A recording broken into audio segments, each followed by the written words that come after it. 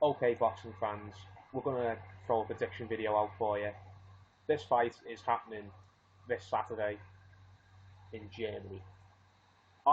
I'm WBO super middleweight champion. He's been around for a while. Versus Paul Smith, the oldest of the Smith brothers, British super middleweight champion, and former star of The Contender in America. For any Americans who might not recognise him, he was on that show years ago now. But he's going to challenge Arthur Abraham for his belt.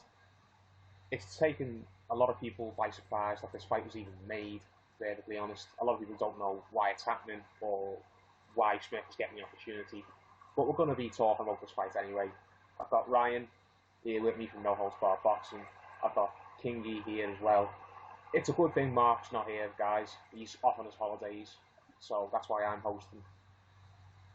Mark is just the biggest fan of Paul Smith you'll ever meet. Absolutely adores the bloke, and I'm sure that he's absolutely gutted that he's not going to be able to do this video and talk about this fight because I know he was absolutely looking forward to it.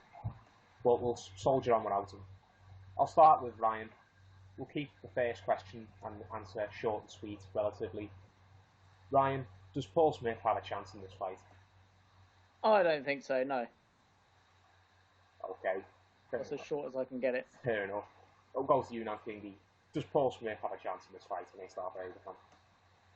Not a chance at all. Okay.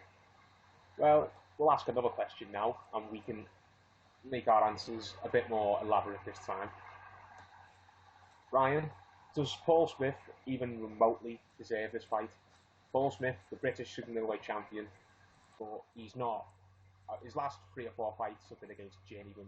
His only win of note in the last 5 years was against Tony Dodson. Does Paul Smith getting this opportunity sit well with you?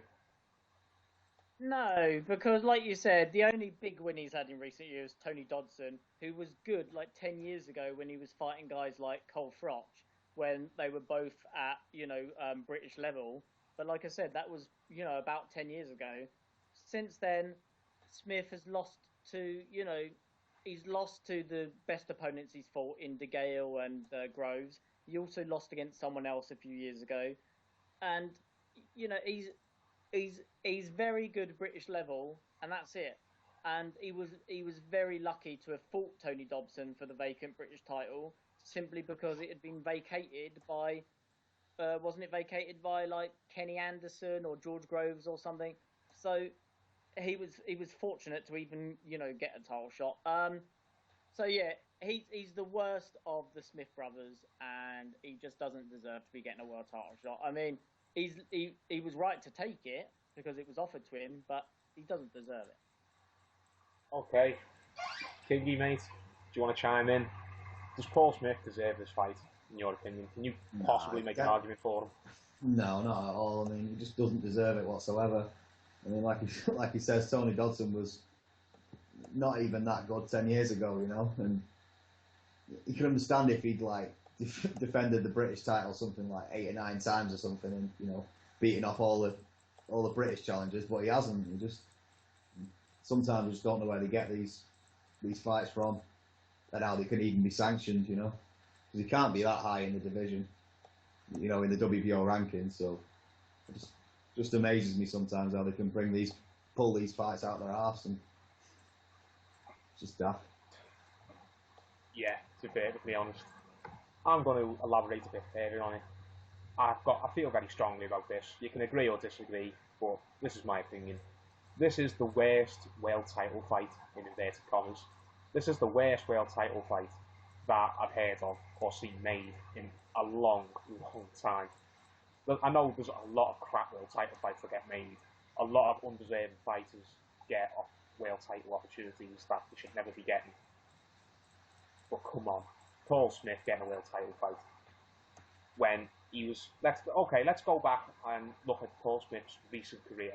Okay, James DeGale beat Paul Smith easily, absolutely embarrassed him in 2010.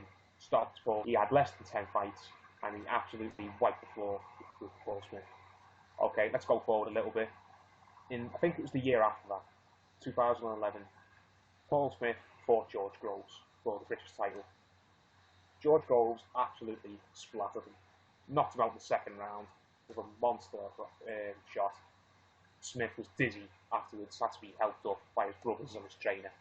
He was absolutely crushed by George Groves. So that's two bad losses he's had in recent years.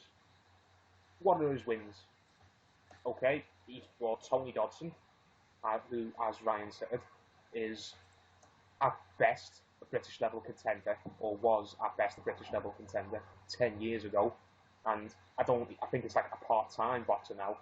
I thought Tony Dodson wasn't even fighting anymore when he fought Paul Smith a few years ago now. And all his other wins have just been against journeymen. Paul Smith's second to last fight was against a guy with 52 losses. The fight before that was against a guy with 12 losses. And there was another guy who after that had something like 7 wins, 4 losses, 3 draws, something stupid like that. Now I'm looking at BoxRec. In the last 5 years, Paul Smith has beaten nobody ranked in the top 25 of any ranking body. He really hasn't. I'm sorry.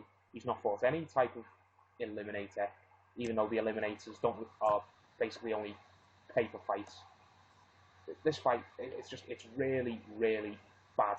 It's a really, really bad deflection on the division. It just shows that you don't have to do anything at all, anything substantial to get a world title fight. All you've got to do is maybe have the right promoter and maybe be a bit lucky that a world champions promoter picks up the phone and gives you a ring. That's all you've got to do. It beggars belief. I know Vladimir Klitschko fights some really, really stupid opponents and gives some guys who are grossly undeserving world title fights. But at least those guys are highly ranked. At least those guys have won some form of eliminator, even though they might only be joke eliminators. At least they have. Paul Smith hasn't. He's fought a bunch of journeymen on undercards. He's been destroyed in the 2 biggest fights of his career against the only 2 half-decent opponents of his career, and both of them crushed him. I really, really just can't wrap my head around how he's getting this title opportunity. I really can't. But we'll move on now. I've made my point clear on that. We'll flip the coin over a little bit and look at it from Arthur Abraham's perspective. Arthur Abraham has taken this fight, or he's agreed to this fight. Is it proof that he's winding down his career now, and that he's probably just getting the pennies in and taking a couple of easy defences? What do you think, Kingy? Yeah, I reckon that's about right for him, to be honest, mate. I mean, he's been in there with some good fighters in his career, hasn't he? He's had a decent career for the skill level he's got. Because I don't think he's got any skills at all. I mean, when you get outboxed by Carl Froch, it just shows that you're not a great boxer. But I think that's pretty much what it's going to be, you know. Just thinking, it's coming to the end of my career. Why not have a few easy fights where I'm going to win quite comfortably and look decent doing it, and fill the bank account up. Yeah, that's how I feel about it, to be honest. Do you agree, Ryan? Is Abraham basically just topping up his bank account before he retires now? Yeah, same thing. Neither guy are that good, but to be fair to Abraham, he is one of the elite fighters for taking tough fights. He's one of the, James Toney's, the Cole Froch, the Marquez's. He's fought everyone at super middleweight, whatever. So he's now just like taking some easy title defences before he retires. Yeah, that's all it is, I think. Well, it's just Arthur Abraham basically setting up his pension fund, to be honest. He's really near the end. I don't really think he's got the hunger for it anymore. He's had a long career. He's fought a lot of top guys. I really think he's just winding down now. He's getting some money in before he calls in the day. I really has the ambition anymore. He's not a guy who wants to go on and have unification fights. At least not anymore. I think he's just content to fight whoever Salman put his funds with now and just taking the money. Okay, put your imagination caps on for a second, lads, and just think of this scenario for a second. Try to possibly imagine it. If Paul Smith somehow wins this world title, do we see him having any other unification fights with British fighters? Do we expect to see some more big British clashes with Paul Smith defending his title? What do you think, Kingy? Can we see Paul Smith be having rematches with DeGale or Groves, or maybe even somehow a fight with Carl Froch if he somehow gets his hands on this fella? if, and I mean it's a massive if, and Yes, we it all is. just don't Yes. think it's going to happen. But I can't see him fighting. I mean, De Gale absolutely destroyed him. Like he made him look terrible. He really did. And as soon as Groves landed a shot on him, it was over, like completely over. So, you know, if he's got a good enough memory, I can't see him going for either of them fights, and it would be absolutely unbearable to see if Carl Froch fought Paul Smith. Oh, Let me my put it God. that way. I think I'd rather watch my mother burn to death than watch those two in the same room. To be honest, that's how strongly I feel. They're both so annoying, in my opinion. Yeah. But what about you, Ryan? If Paul somehow becomes WBO champion, can we expect any big all-British unification fights, or will Paul Smith just be a fighter club of the month champion? Nah, I think he'll go for the biggest money payday, and that will probably be against like a British fighter. You know, he'll win the title, come home, and he'll probably rematch someone like De Gale or Groves. But I really can't see that happening. So I think he'll just lose, and he'll probably retire not long after. But I bet his what's it called? His pride will probably make him want to win one more fight. You know, get a win on his record against someone not very good. So basically, what he's been doing his whole career, getting wins against guys who are not very good. Yeah. Yeah. Well, it is. His record's made up almost entirely of journeymen. Yeah. To be honest. And rivalries with other Scousers. Yeah. Oh yeah. Yeah.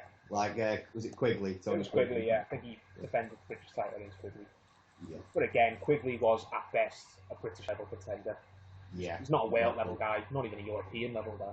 Wasn't ranked Exactly. I mean, and when we think about the Tony Dodson fight, yeah, I mean, I actually went to that card actually, and that fight was touch and go.